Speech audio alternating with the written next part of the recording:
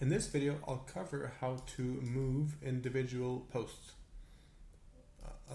So first of all, you'll see how we have 4 posts on this beam. You can actually open up the, select the beam and open up the options, and you'll see there is a post count.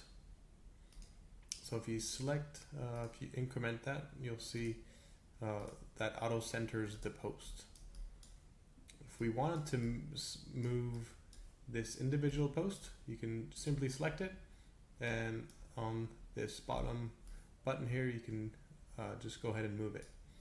Once selected, they'll open up this measurement panel, so you can actually set custom values. So say we wanted 1 foot from the end, we can do that, and then same with this one, we can select it and we could move it as we needed it.